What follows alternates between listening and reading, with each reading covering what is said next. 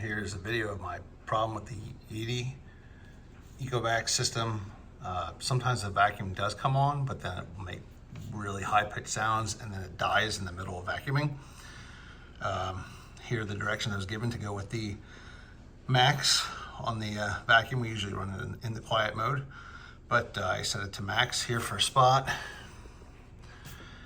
and max for auto, and I'm going to go ahead and kick off a spot cleaning. And here's the station here.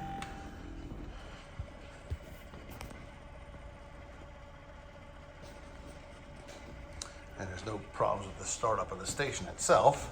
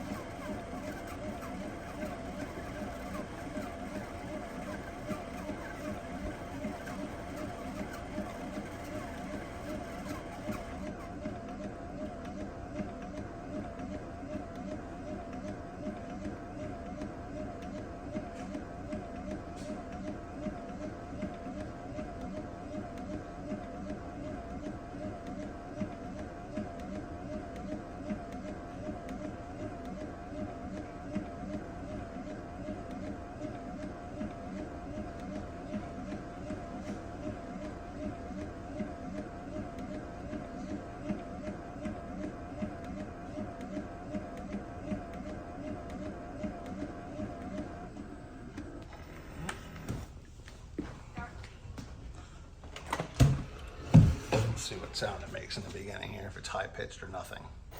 So it's a high pitched one right now, and now it died. So you can hear that the vacuum started for like 2 seconds, and then it completely died, running in max mode. In quiet mode, it doesn't even sound like it turns on. Occasionally you'll hear the sound come on again, that high pitched sound. But right now there's just nothing, there's no air coming out the back of the unit at all.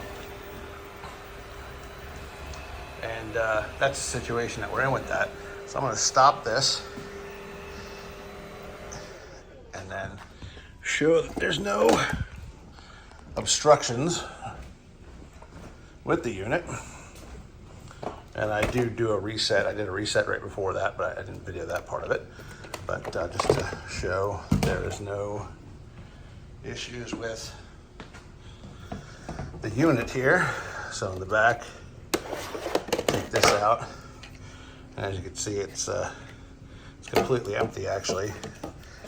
And if I pull out this thing here, you can see in there that there's no obstructions at all in the unit.